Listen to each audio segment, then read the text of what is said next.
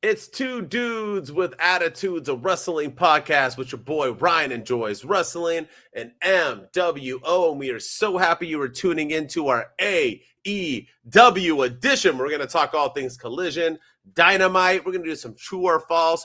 We are getting ready for full gear, and AEW is cooking, my friend. What do you think, Ryan? Are they cooking or are they not cooking? Because they are cooking in the kitchen, you know? 6'7", 6'7". Yeah. 6'7". That's what Oh my gosh. kids say. Yeah. 6'7". Yes, sir. Oh, AEW's they're doing their thing, man. They've silently and quietly had a really good year and Mm-hmm. of on-screen programming. So I'm excited to see how they end the year with Full Gear and World's End, and what next year has in store for them as well. Yeah. Well, let's break it down because it was a fun Collision episode.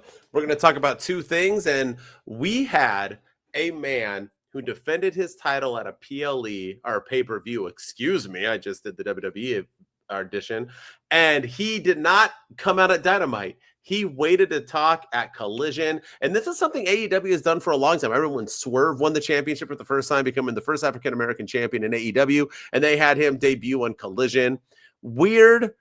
Maybe, I don't know, but he cut a hell of a promo at Collision. He opened it up. He basically put Samoa Joe in his place, and he said next time he sees him, he is not going to ruin his wrestling career, his title. He's going to ruin his life.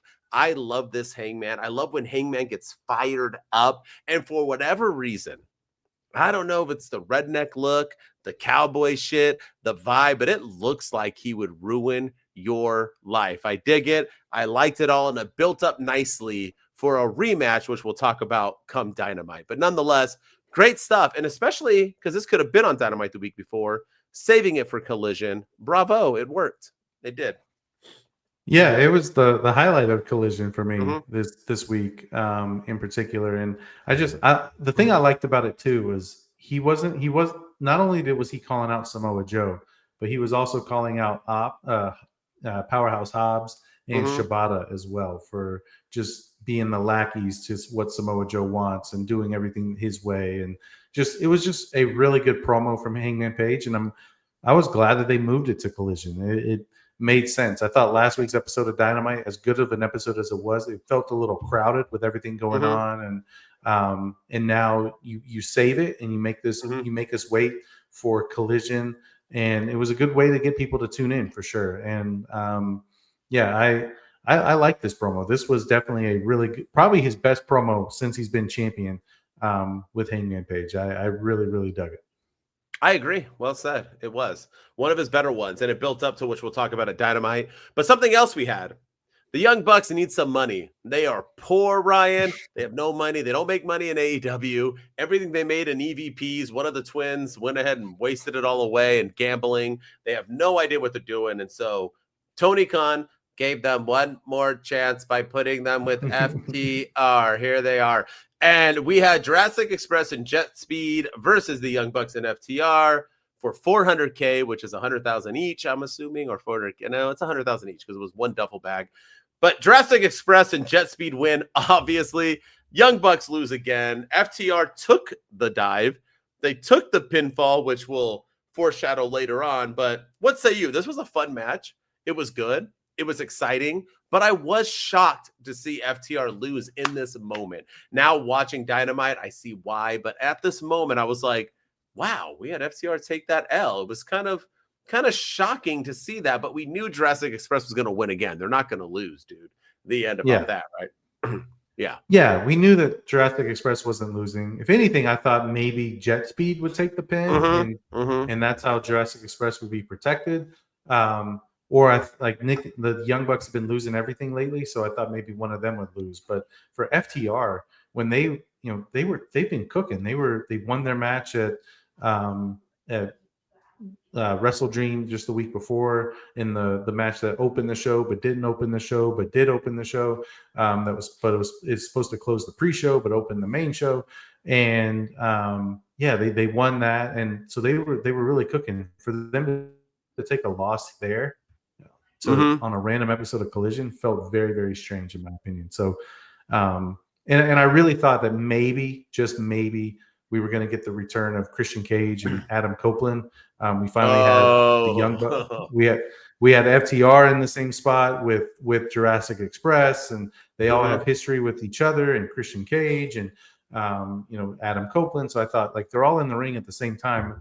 Why not bring them back on this episode of Collision? I'm glad they didn't, and now I know why they didn't after watching Dynamite. But at the time, I was little let down. I was like, man, like this would have been a good opportunity to bring them back. But nonetheless, it was a fun match and a great way to end what I thought was a mediocre at best episode of Collision, because everything between the opening with Hangman Page's promo and the main event with FTR and the Young Bucks against Jet Speed and Jurassic Express, everything else in between just felt like complete and utter filler. Hook and Eddie Kingston are wrestling people. There's a bunch of, like, Griff Garrison was on the show. There's just a bunch of people. I'm like, why are we wasting time? Baby. Yeah, with the frat house. Like, why are we wasting time with some of this stuff? Like, I don't know. Like, I felt like this was an opportunity to advance some stories, and I didn't really think they did a good job of that on this episode in particular. But the opening and closing was a good show. It was a good 100%. Opening closing is Dynamite worthy material. The thing is with the Collision is that, yes, everybody talks about how fun of matches they have, and they're all good and this and that. Sure, AEW has good matches. I get it. But Collision is definitely it's not like Raw and SmackDown. It's definitely not at all. And it's like Collision is, since Punk left, it's basically because that show was created for Punk. The end, no matter what anyone says. He had full rights to it. He was supposed to make it bigger than Dynamite. It was supposed to be like when SmackDown came out, and SmackDown was the A show, but they were the B show, but everyone tuned in, even though Raw wasn't as good. You know what I mean? Collision hasn't been that, and I think they've given up on that option, that now Collision is the Sunday Night Heat for kids of you that know that reference. It really is. It's just not that show anymore. And it's sad because you have enough talent and you need to spread more love than Dynamite. It even looks like the C show. It doesn't even look as presentable as Dynamite. But the opening was good. And they have been throwing Hangman on it and Moxley on it. So at least they're trying to do their part somewhat. But in 2 hours, you just have one thing. It's just not enough, in my opinion. Yeah. No, I agree. All right, let's get into Dynamite. We're going to start with FTR. Let's do it. So FTR took the pin. And all of those tag teams, Jurassic Express, Jet Speed, Young Bucks, FTR, no money on the line. Sorry, Young Bucks, you got to suck it and be poor for another week. But we went ahead and number one contender for the tag team titles against Bro Dito at Full Gear. FTR wins. They get the victory. What say you? You excited about this? And is FTR the new tag team champions? I am excited about it. I think it's going to be a good match. But I don't think they're going to win the tag team titles. I don't. Really? I think Adam Copeland and Christian Cage are going to come back at Full Gear and cost them the opportunity to win the tag team titles and let Brodito retain. And then they're going to continue feuding without the belts. I think everybody wants FTR to win the tag team titles, so Christian Cage and Adam Copeland and FTR can feud for the tag team titles, and Edge and Christian can finally win the tag belts in their last run in AEW. And I wouldn't be opposed to that, but I think it would be better if they cost FTR the titles and give FTR a reason to go after them again. Yeah, I like that too. I just don't like Brodito's fun. They're fun. Jurassic Park just returned. Jet Speed is pointless. The Young Bucks are trying to find themselves, and are they in Don Callis? Are they not in Don Callis? Yeah. I did like, I have to say, I've hated that they've drug out the poor thing. It was stupid. So this week they didn't do it. And Don Callis said, join a family. This is how we'll treat you. And they had an awesome intro. I like the pyros going off and them being scared because they're not used to pyros going off. I didn't like Don Callis being on the screen, but nonetheless, he gave them a hell of an intro. Those are my California boys. I'm for. We challenged them to a 2-on-2. They refused because they're a bunch of pussies. Hell yeah. Let's bring it, Young Bucks. You can pump up those shoes all you want. We will smoke you fools in a 2-on-2. Right. Nonetheless, they are my California boys, so I do respect and love them. But nonetheless, I liked that intro for them, so they got other things to do. FTR needed to win, but I feel like FTR is just so good. They are the tag team right now. They have been in AEW. I don't see them losing to Brodito unless like you said, Edge and Christian come back, or Cope and Christian Cage come back and cost them, they can't lose clean at Full Gear. So if that happens, sure. But if it doesn't happen, FTR has to win. They're just the bigger, better tag team. They deserve it. They've been doing the best work right now. Their heel turn has been fantastic, especially Yeah. with Stokely. It's been amazing. So No, it's been really, really good. And I think Stokely's helped them tremendously. yes. And yeah, these guys have really come into their own as heels. So I wouldn't be opposed to them winning the tag team titles. I just don't like the idea of playing hot potato with the tag team championships, which is, I know, Yeah. AEW's thing is to play, pass the belt around to the next highest bidder. And that's how it's going to feel. It's going to feel like you take them off of Brodito just to put them on FTR, just to take them off FTR and put them on Edge and Christian, when you could have them continue feuding without the titles and have some stability in the tag division with the titles. But we'll see what they do. I agree. All right, let's get into something that I thought was fun. For the first time, the Don Callis family trying to add the Young Bucks. Oh my God, how many freaking people do you need? They did a summit. There was 2 full tables, Ryan. 2 full tables. Boom, next to each other.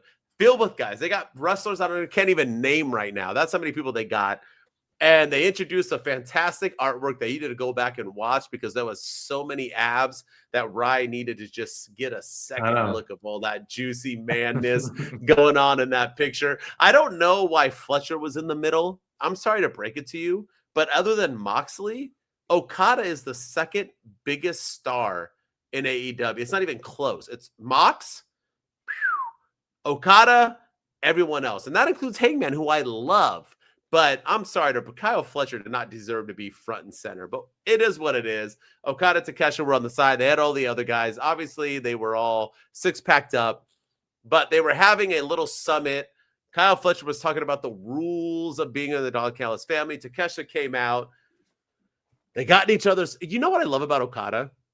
Is that he's sitting there, right? He's a good-looking cat. He's like better looking than Otani. He's like a good-looking dude. He's just sitting there, just filled with machismo, doing his. He doesn't give 2 shits. His facial, like even watching the piece, just sitting there. If you can't see me right now, he's just chilling. He's just he doesn't care. He's not impressed. He's not impressed. He's just Okada, right? Like if you're just living your life, I'm gonna say you're Okada. You're just living the Okada. You're just doing your damn thing. Takeshita came out. He slowly walked over casually, got in his face. Takeshita put his hand out. Okada casually gives him the middle finger and says, "Oh, if I'm allowed to do that, sorry, whoops." He gave him the middle finger. Here you go. Told him to go whatever himself, and they were about to brawl. They don't, and now they have a tag team match against the Acclaimed, which they're gonna lose. But what did you think of this? Are you liking this? Do you like the Takeshita Okada stuff? And why is Okada the best thing going on in AEW? He's freaking. He doesn't even do anything. His aura. I'm going to tell you right now, and people might hate me for this. He's got a Roman Reigns aura to him. Just his presence, his vibe, the way he presents it. Like, I'm straight, dude. No, you know what? It gets me going, bro. It's like I see his thing, and it's just like I want to be Okada, man. Like this dude is him, is he not? He's just that guy, man. Yeah, no, he hasn't said a word. He hasn't done anything to. But they have done a really good job of building this feud, and Takeshita too. I mean, he deserves credit for giving us this match to look forward to as well, and adding to the tension with his facial expressions. He also doesn't look impressed with everything that is going on. He doesn't ever smile. He just walks out there, and like he interrupted the Don Callis family summit with his music when everyone thought, oh, he was having travel issues, so he won't be here. And then he shows up in the middle of it and doesn't bat an eye, doesn't smirk, doesn't do anything. Just walks up to Okada and extends his hand only for Okada to flip him the bird. So I think both people, Takeshita and Okada, have significant amount of aura. And I think it's really coming across on screen, and it's making this match have that big fight feel. And whenever they do have this match, whenever it is, probably at Full Gear if I had to guess, but whenever they have it, it's going to tear the house down, and it should main event the show. That's how big it feels right now, and I can't wait for it. Yeah, either can I. But stop adding people into Don Callis. All right, let's get into it. talking about factions. We have two factions going at it right now. I noticed have to say something. Yeah, go ahead. What? Yeah, go ahead. Go ahead. Oh, sorry. I was just going to say, I noticed before with the Don Callis picture that I noticed who wasn't in that picture, and there was one Wardlow not in that picture who's out injured right now, and then there was no Andrade in that picture either. So obviously that's not happening. But yeah, I noticed like who was in the picture and who wasn't, and it was pretty telling. No, Wardlow's kind of messed up because he's injured. But Andrade, I think he's going back to WWE. I'm dead serious. I think they're going to make him go back and wrestle. I'm dead serious just to prove a point. Let's get into it. The conglomeration of the Death Riders have been beefing. Conglomeration beat them to open up the show. They then had Kyle O'Reilly and John Moxley had a part 2, and I want to talk about this a little bit. But Conglomeration has a new intro song that we didn't talk about last week, and it's a 90s sitcom copying Full House and all the cheesiness where it's like and it says Conglomeration. They're on the couch, they're doing like the sitcom stuff. And here's my thing: if you want to do that, it's funny, it's cute. Tony Khan doesn't care about throwing away money to be sued. I love it. But here's the thing. That song was going on, and it's like the Full House theme where it's like, things good, da, da, da, da. And Kyle O'Reilly is walking out thug life. Like, he's like mad because he wants Moxley because like, you can't have the best of both worlds. I just say you can't be a character and serious. They have this like campy theme song, and he's walking out like dead serious, like meaning business. I'm like, bro, you're walking out to like, just like, here's the thing. Your entrance song means a lot. Remember how mad I was about Saturday?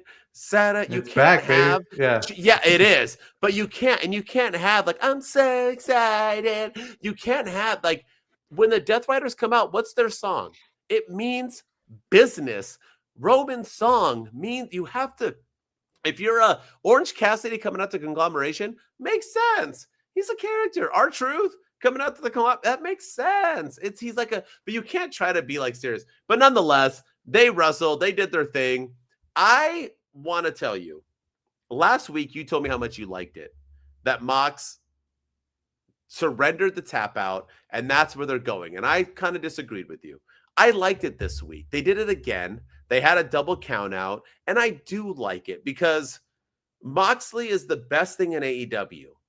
But he lost his mojo, right? He lost his thing because he tapped out to Darby Allin, a guy that if I bumped into on the streets, I would beat his ass. And Moxley tapped out to that guy, and I think it's embarrassing. So he's lost his way, and they've kind of built that up, although they've lost that now because now they're having a blood and guts. And I have to say, I love that Orange Cassidy did it. Because Orange Cassidy hates blood and guts. He hates bleeding. He hates having these matches, but he does it because it's like always like, it's like you being like, if me and you went out and I'm like that hothead and we go out and someone like talked to Brandy and you're like, oh, fuck, Denton's going to punch this guy. And then I punch this guy and you're like, God damn it. Now I have to like, I'm in this. Like, you know what I mean? Like that's Orange Cat. He's like with that dude where like, he's like, blood and guts. Like he's like, I gotta bleed now because my stupid crew wants to fight you guys.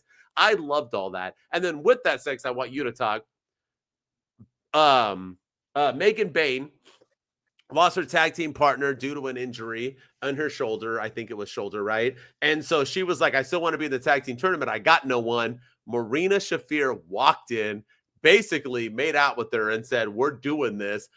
Bane wasn't sure until John Moxley popped in the picture doing his bench Orange Cassidy, who was like, but it's sexy. And they were like, okay. And so now they're in the tag team tournament.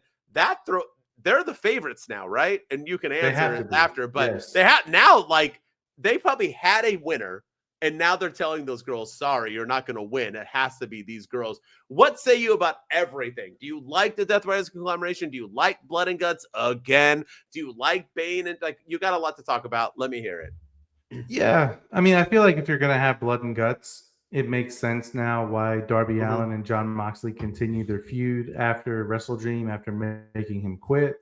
And it feels like the way to cap this feud off is to end it in Blood and Guts for 100% and make it end, make it stop. And then after that, that's maybe when the Death Riders turn on Jon Moxley. Maybe they lose that match, and then they're like, okay, we're done with you, and they kick him out. And maybe he goes on a long break after that, and we don't see him for a while.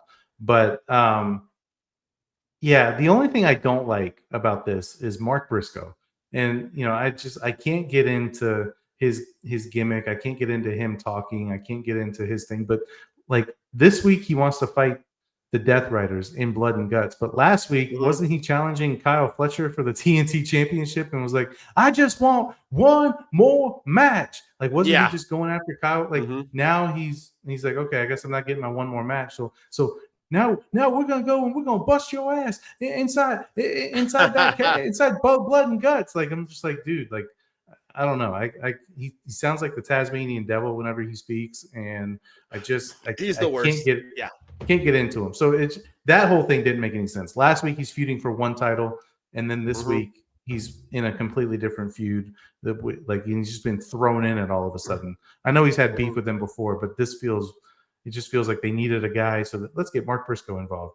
But other than that, I liked it all. And Megan Bane and Marina Shafir signed. I felt bad for Penelope Ford because she's standing right there, and they're like, "Yeah, I guess you're useless to me now."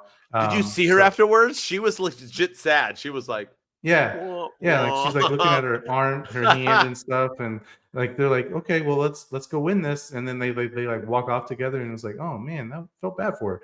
But no, they have to be the favorites to win, and Tony Khan needs to put the tag team titles on them tomorrow. Just cancel the tournament and just put the belts on them right now, because that's how excited I am about this. Yeah. Well, I know you're excited because you texted me your excitement, which is explicit, so I can't say it on the air. But yeah, you were definitely excited for that. You better watch out. Kyle O'Reilly makes people. Oh no, it's the other one. That's Roderick the Strong. guy who saved him. Yeah. What did he? Adam. All right. Anyway. Adam! All right. Adam. God, I'm so glad that's over. But rest in peace, Adam Cole. All right, Samoa Joe. Samoa Joe faced off in a 4-way. Well, it wasn't really because Hook was in it, like he had any chance. But nonetheless, Samoa Joe was the number one contender again. He won a 4-way to decide to face one Hangman Page at Full Gear. And with that said, afterwards, he decided to celebrate with his homies and a bunch of people in blow-up. Well, why not just regular Halloween costumes? Because those blow-ups were hard to get in, hard to throw them out, hard. I don't know who did. I guess Tony Khan didn't. He'll throw money for music, but refuses to throw money into Halloween costumes for a one-night event. But nonetheless, Adam Hangman Page showed up pretending to be the announcer. He's behind them out of nowhere. Cool freaking segment. I'll let you break it down even better than I did. Lays them all out. Hangman Page stands tall. But nonetheless, we're getting Hangman Page, Samoa Joe Part 2. Break down how you like this segment and break down if you enjoy Samoa Joe getting an instant rematch. Yeah. No, I don't mind Samoa Joe getting a rematch. I think hopefully there's more to it than that at the pay-per-view. Maybe Samoa Joe beats Hangman and MJF comes back and it feels like he is, right? Yeah, it feels like that's the direction they're going in because MJF, Samoa Joe dethroned MJF, so it makes sense for MJF to dethrone Samoa Joe. So that's kind of what I'm predicting as of right now. I know things can change between now and November 22nd. Long way. We've got a long way to go, but as of right now, that's kind of what I'm thinking. So I don't mind Samoa Joe getting the instant rematch. I don't think Bobby Lashley was ready to become. As much as I want to see Hangman Page versus Bobby Lashley for the world title, that's a match Bobby Lashley has to win. Like there's no question that Bobby Lashley has to win that. So I don't think he's quite ready to be in the title picture just yet in NXT, and the Ricochet feud still going on. So he needs to squash that before he goes after the world title. And then Hook wasn't going to win it. And, I think the only logical solution was Samoa Joe. So I think it was the right outcome for this match.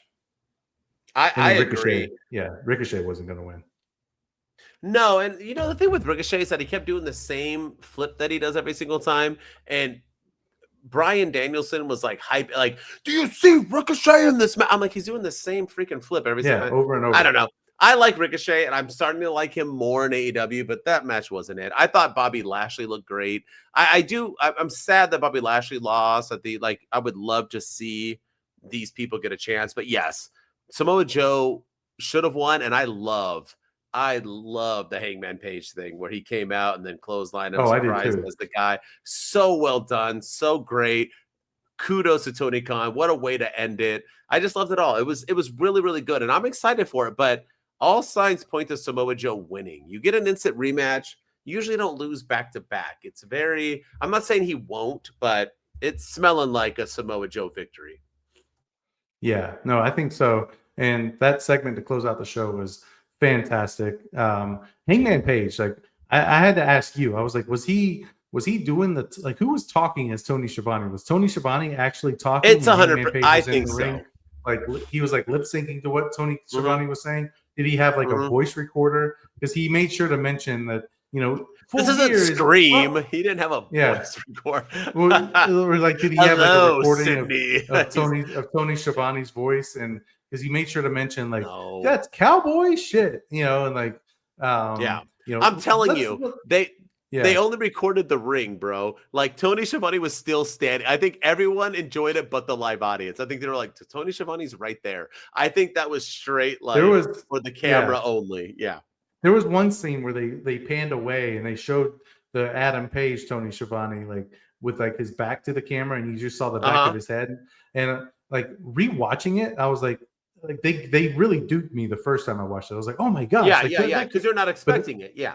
yeah, but then I rewatched it and I'm like, oh, okay. Like they clearly didn't show his face there. They didn't show his Mhm. face on this cut. They didn't show his face Mhm. while he was talking.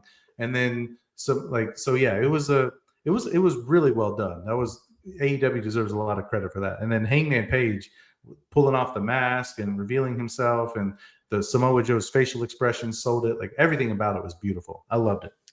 I agree. I agree fully.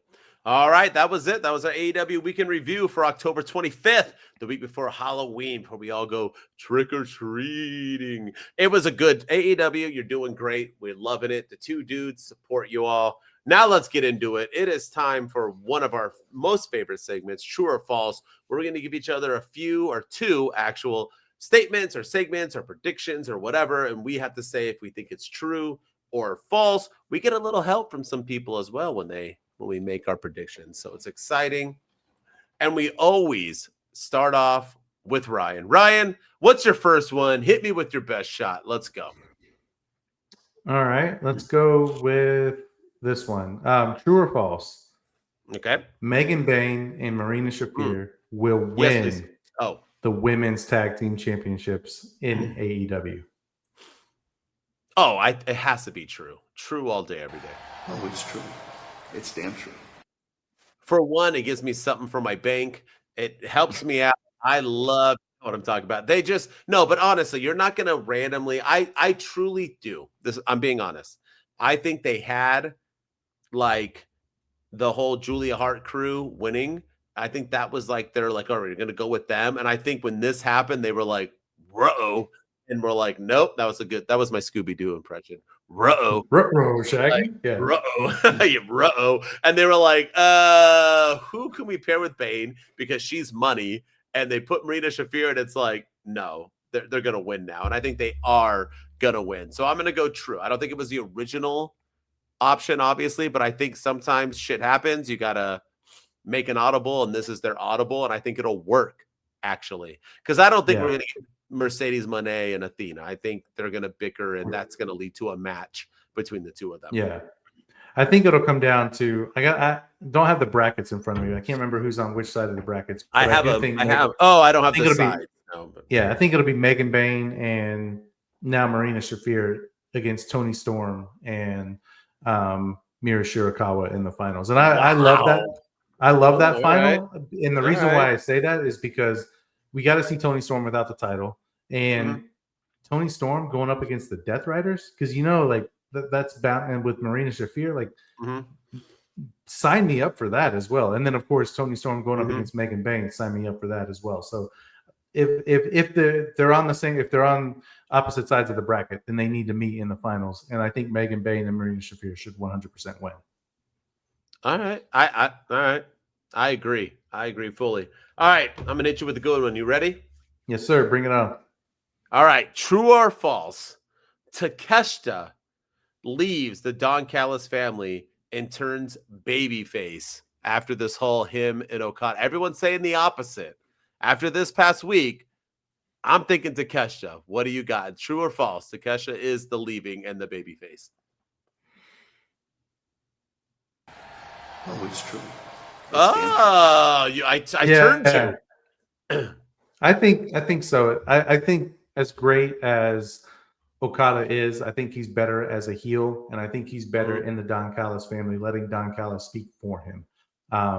And I think Takeshita can get another mouthpiece, or he can get another person to, or just be that badass babyface that just wrestles matches all the time, and the silent assassin type person who doesn't say anything and just kills people for lack of a better term. So I think Takeshita would benefit from leaving the Don Callis family and really going out on his own and becoming who he is. And I think Okada staying heel is the right way to go. And I think that's what they should do. So, but don't turn Okada babyface. I know people love him right now, but use that as a way to keep him as a heel. People always like the heels. I agree. And I think everybody was thinking, because Okada was kind of saying F you to Takeshita, that he was going to be the one leaving, but everybody was there. Takeshita wasn't. Takeshita entered.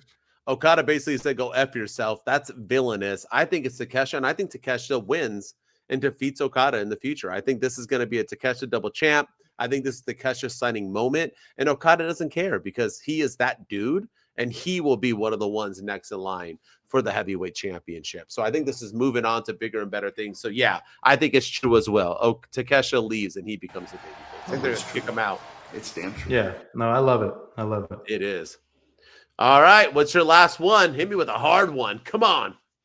All right, here's a hard one. 2025 has been the best year of AEW's programming in its history. I'm not talking about ratings. I'm not talking about attendance, just what we see on screen. False. False. It took me a while. Here's the thing. Was there anything better than AEW COVID years? Like, this was like, and when I go back and I think about AEW, I think about like Jericho and MJF singing and all those years and that time of like AEW, and even Jericho as everything about, I don't know, but the COVID years were so damn good. And I always felt that if COVID never happened, I think AEW would be even bigger what they are today. I don't know if they would have done the same, storylines, but that was Cody, that was MJF, that was Jericho, that was, these people were in their Sting. These were like, this was a good time. And yes, AEW is cooking right now. I think Mox is the best he's ever been. I think there are, Darby's looking strong. I think the tag team division with FTR is better than ever. I think with the Hurt Syndicate, adding, the women's a bit. Tony Storm wasn't there. So I see what you're saying, and it's so close, but it's so hard to go against AEW like COVID years and right before. It was just such a good time. Such a good damn time, dude. They were they were better than WWE then. I don't think AEW is better than WWE now, even though everyone's shitting on Triple H. WWE still has good shit going on. I'm not there yet, but yes, I see what you're saying. It's close. It's close. Yeah. No, I'm gonna false. Say false as well. I think it's very, very close. And I will say that I think AEW has done a much better job this year of, maybe this might be the best time they've told stories in their correct. Their 20. If you would have said that, yes. Yeah, since their existence, because I feel like they've done a lot better job focusing more on stories with Swerve and Hangman Page's redemption story, Tony Storm, Adam Copeland and Christian Cage, the reunion, the stuff with FT, like everything that they've done, MJF and Hangman Page, like all of it. The Don Callis family, Okada and Takeshita has been fantastic. So I think they've done a really good job of telling stories, but I think the product as a whole was just more exciting back in the early days of AEW, 2019, 2020, 2021, the COVID years. I think the product flowed better. Like, I think right now there's a lot of filler on some AEW shows, and I'm like, why are we watching this right now? Like, why do we have to have this match? Like, nobody cares about this. Whereas I feel like everybody was glued to the screen from beginning to end back in the day. But right now they're doing a much better job with stories than they ever have. So they get credit for that. Like that said, when Cody left, AEW died, right? And it's finally starting to come back. It's coming back. Yeah. It is. It is. Good stuff. Yeah. And those are good points about everything about AEW right now because the stories are cooking. All right. You ready? Yes, sir. True or false? The Death Riders are going to kick Jon Moxley out of the group.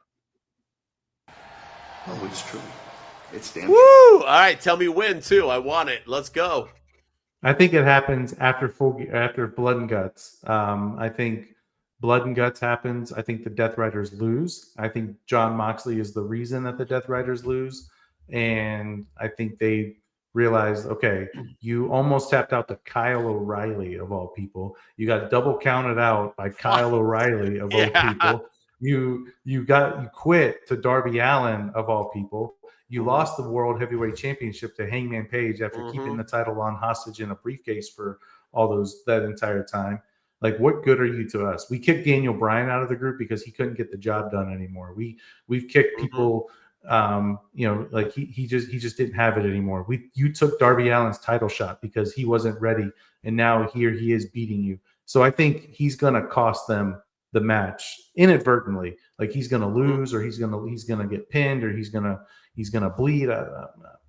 But whatever happens, he's gonna be the reason that they lose, and they're gonna kick him out, and it's gonna happen after Blood and Guts. And I think after that, he's gonna take a well-deserved break. I don't think he's going back to WWE. I think he comes back as a babyface, maybe sometime in 2026.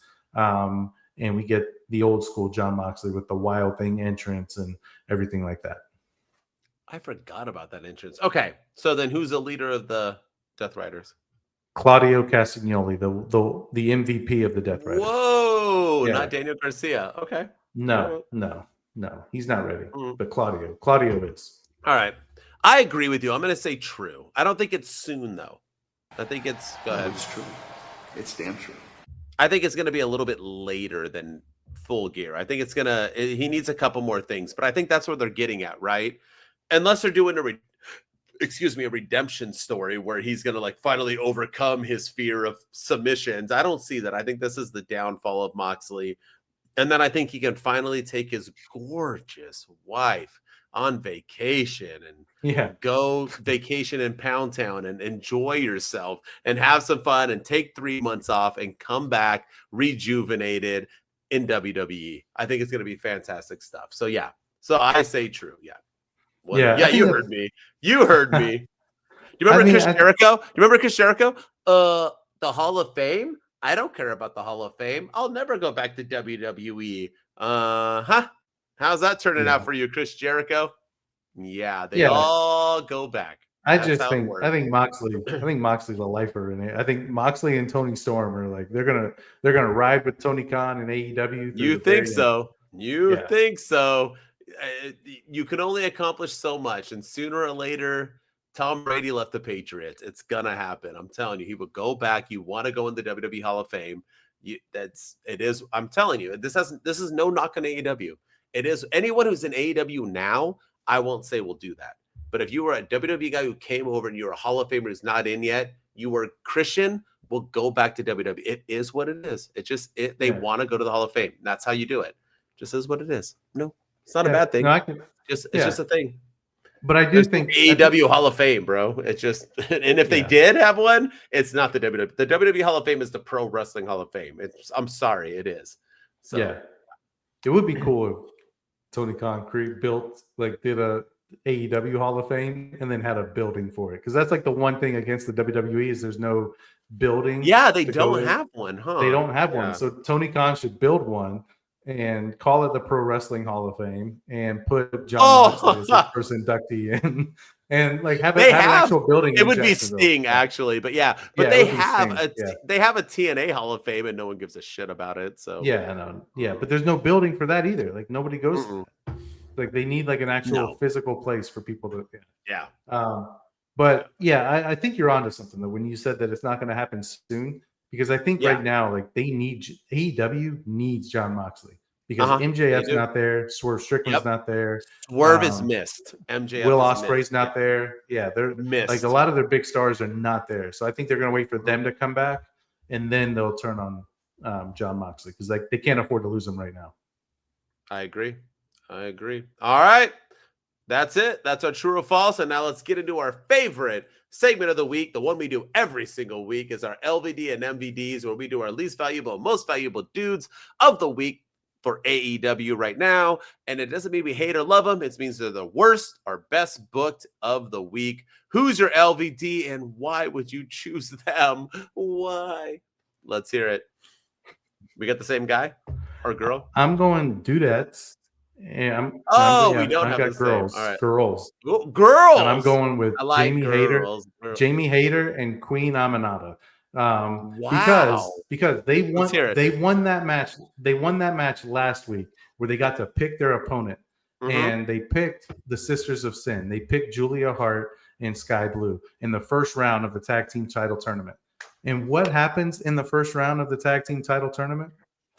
Anyone? They got Bueller? smoked. Bueller? They Bueller. lost. Bueller. They got destroyed. That would be like the number 8 seed being of the NBA playoffs being like, yeah, you know, we want to play the Cavs. Let's play the Cavs in the first round. We're going to take on the Cleveland Cavaliers, the number 1 seed, the team that has the best record in all of NBA. Let's play them. We're going to challenge them. We're not going to play the 9 seed. No, we want the number 1 seed. And then they go out there and they get swept in 4 games. Like, that's the stupidest thing. Why? Like, you talk, and they even cut a promo after they won that match last week, being like, "Yeah, They did. we think we can beat y'all, and we're going to beat y'all. So we challenge you next week on Dynamite for the first round of the tournament." And then they lose. So in my opinion, they are the LVDs of the week. I like the pairing. I like Jamie Hayter. I like Queen Aminata. I think it was a great match. I know that Thekla got involved there at the end with, interfering on their behalf, but no, that was you can't make that challenge just to go out there and lose. Yeah, and Tekla interfering wasn't enough for that because you did make the challenge. That is embarrassing. I fully agree, and well done. That's a good pick. That's a good pick. Well said. When you said it, I was like, why would? That's right. I forgot they won. Yeah, they asked for it. That's embarrassing. Yeah. That's embarrassing. Mine's not as bad, but I'm sorry. I think I'm back-to-back weeks on this, and I think he's the best thing in AEW ever. He is the John Cena, Hulk Hogan, Stone Cold of AEW, John Moxley. He is the LVD. Like, this dude lost to Darby Allin, then bitched out of tapping out to Kyle O'Reilly. So he had a rematch, and then got double counted out only because he was being put into it's not like he was like beating him up and then they did the double. Kyle O'Reilly should have won the match. He should have released him at 8 and then ran into the ring and won. And instead he continued to punish him and keep him in the submission. What are we doing with Moxley? Moxley has looked weak AF, and I get it. It's where we're going with it. It's building to his story of what he's doing, but it doesn't mean anything because this is the worst booked. And I think currently he is the weakest book. This guy was the champion in the face, and now he is doing nothing but lose, and he's submitting to Kyle O'Reilly. Yeah, that's the LVD for me this week, friends. That is it. It's a solid pick. And then also, I know we joke about the segment with Megan Bane where John Moxley's like, oh yeah, get these two together. Oh my gosh, yeah, make it happen. The Predator, that just kind of like came out of the blue. Like, he was trying to be comedic, which like in his facial expressions and stuff, like it was great, but like I don't know, it felt like he wasn't. Like, he just lost, and he just got double counted out by Kyle O'Reilly. He did lose, right? I mean, earlier in the night. It was being tapped out, and he did that segment. And he's doing that. Weird. So I'm like, you're not taking it seriously. So yeah, I agree that John Moxley deserves to be LVD on the mid side, but still not worse than Jamie Hayter and Queen Aminata. All right, you win. Whatever. Get out of here. All right, let's see who wins to the MVDs. The positive. We end on a positive in our podcast, ladies and gentlemen. Who do you got? I think the answer is simple. It's Hangman Adam Page. After that amazing promo he cut on Collision, where he talks about beating Samoa Joe on site, and he's going to ruin his life and do everything he can to beat him. And then the segment at the end of Dynamite this week where he's dressed up as Tony Schiavone for freaking Halloween when Hilarious. Samoa Joe thought he was in the Marshmallow Man costume, and Samoa Joe thought like he thought Kids he was don't know under who the that is, by the way, but yeah. Yeah, I know. Yeah, but he was they a couple years ago he was in that costume, and I think that was like the throwback. That's why they had those dinosaurs out there and all that. Those, but yeah, like Powerhouse Hobbs and Shibata beating them all up, and then Hangman Page just throwing that whole shade from Tony Schiavone being like, let's give a toast to Hangman Adam Page. Like, it's just weird that Schiavone wanted to do a toast with everybody. Like, he's never done a toast with anybody in the middle of the ring, but he wanted to do one with Samoa Joe, and he does a cheers to Hangman Adam Page and says it's cowboy shit, and then he's like, long may he reign. Fantastic line, and then he just knocks him out. It was fantastic. Samoa Joe's facial expressions were great, but Hangman Page, man, he made that segment. He had a fantastic week on Collision and on Dynamite, and this week he proved that he is the main guy in AEW. I know that you have him on your behind Okada and Moxley, and I think normally he is number 3. But this week I think he was number 1. I think Okada. I think maybe 1A with Okada, but he's way above Moxley for sure. So I think he brought it this week, and he proved that he's definitely the world champion in AEW, and it was well deserved. It was a cool segment. I respect that. So I have the guy who's opposite of what you said, and I have Samoa Joe as my MVD. And here's why. This man lost clean, got his ass kicked in a match, then had to tolerate to having him and his boys beat up the guy who just beat his ass clean after the match, to then find a way a week later, 2 weeks later, how long has it been? 2 weeks later, a week and a half, whatever, to find himself back into the number 1 contendership. To me, that's winning. This dude got whooped and found his way back in, then beat up a whole bunch. He took that mask off and was like, not Hangman Page, whatever, bro. Yeah, he even had the face. He even went like this. He was like, like, too bad for you, sucker punch. I loved it. Even though Hangman got the win at the end, in a sense, beat him up at this. But Samoa Joe was still facing him. Samoa Joe looks strong with the ops. Samoa Joe should be the favorite going into the match. So my MVD is Samoa Joe. I thought he did his thing. So yeah. Yeah. Yes, no, that's a good pick. It's hard to bet against Samoa Joe, and it's hard to count him out. But yeah, that's a really good pick. And he had a fantastic week, and he made Hook tap out, and Hook could have been LVD of the week too. With they did the video thing with Hook being like, "I'm gonna beat up Samoa Joe. You kicked me out. And I'm gonna prove to the world who you are." And then he goes out there and taps out. I'm like, come on, dude. Why do they do that? WWE doesn't do that. Why does AEW do that? Where you hype up a video to have them then look like a WWE did it. They did it this week. They did it this week a lot. Did they? Like the Hardy Boys with the Broken Rules match just to lose at Halloween Havoc, and then Bailey and Lyra Valkyria against Charlotte Flair and you're right. All right, Alexa Bliss. But yeah, it happens in AEW all the time. Mm-hmm. Yeah. You're right. Well, anyway, that was our AEW weekend review. Good week in AEW. AEW's cooking. Full Gear is not for a minute. It's right around Halloween time, which is MWO's favorite holiday because I get to eat. If I could eat, if I was on a deserted island and I couldn't have tacos, my food would be Thanksgiving dinner. Like, that's my favorite. Turkey, mashed potatoes, stuffing, jam, pecan pie, pumpkin, gravy. I get Thanksgiving dinner, whatever. If I go to a restaurant, they have like a Thanksgiving dinner, like, I get it. Like, that's my favorite food. And Thanksgiving is my time. So I'm excited for Full Gear. I'll be all Thanksgiving ready, watching it, but it's a long ways away. We got a long time. Like, WWE is pushing out a PLE and a 79% event every other week. We got a long time to wait for Full Gear, and I love it. I'm excited. We have so much time to build. Like, imagine where Samoa Joe and Hangman Page will be by then. Good stuff, like Mercedes and Chris Statlander by then. Good shit. So I'm excited for that. As always, don't forget to follow us. Comment, y'all. Give us some comments. Tell us if we're doing awful, good, you agree, don't agree. We don't bite. We're very kind back. You're allowed to disagree with us. And as always, if you just want to check me out, I'm on my_wrestling_opinion on all social media. Give me some love. And with me, as always, is Ryan enjoys wrestling on all your social media platforms, so go follow me there. We are on X at 2dudespc. We're on Twitch at 2dudes_with attitudes, Instagram at 2dudes with attitudes podcast, YouTube at 2dudes with attitudes, and TikTok at 2dudes with attitudes. So go follow us and subscribe at all of those locations and help us grow and continue climbing up the ranks. And then if you're listening to us on Apple and Spotify, we are in the top 10% of all listened to wrestling podcasts. So keep the love going, keep the momentum going, keep showing us telling us how great of a job we're doing by leaving us 5-star ratings and reviews. Help us get into that top 5%, that top 1%, and let everyone know, man. Let everyone know about the Two Dudes with Attitudes, because we think we have the best podcast out there. We're the best unknown wrestling podcast out there, and we want to make it the best known podcast out there. So the way to do that is by sharing some love and dropping some comments below and leaving us 5-star ratings and reviews on any of your podcast platforms. And we appreciate everyone's love and support. Two Dudes Wolfpack, we out. Two dudes with attitudes, let's go.